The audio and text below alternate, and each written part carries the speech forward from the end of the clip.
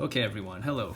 We are back. So we are doing this example, the revenue problem example number 2, where we started in general form and we wanted to convert to vertex form by completing the square. So this is the way to use your calculator to check your answer. So remember, we started with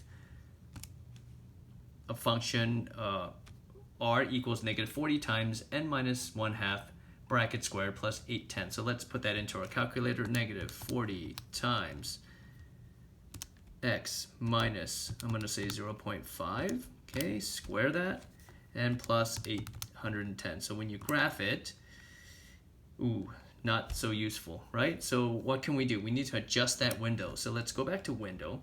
Think about the parameters of your problem. Okay, if the vertex is at 1/2 810, right? Where are we going to start this? So I'm going to start at 0, right? We can't have negative price increases or a negative number of price increases, so I'm going to start at 0. X max, 10 sounds good. Let's make it 6 to maybe give it a better scale. Okay, 6. And then I'm going to leave the units of the x-axis at 1. Y minimum, again, we can't have negative revenue in this case. The maximum, if the vertex is at 810, I'm going to call it 900, so we get most of the graph, and then we can just leave it as a scale of 1. So when we graph it this time, there we go. Okay, let me show a little bit more of the x-axis here, just so we have a little bit more perspective. So x minimum, let's say negative 5.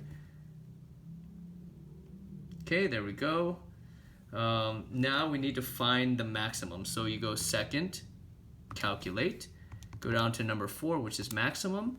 Okay, it asks you for the left bound, so the peak is somewhere over here. So you want the cursor to go to the left. I'm going to hit enter. Right bound, enter, enter again, and should not surprise you, the maximum is at an x value of 0.5 and a y value of 810, and that is exactly your vertex.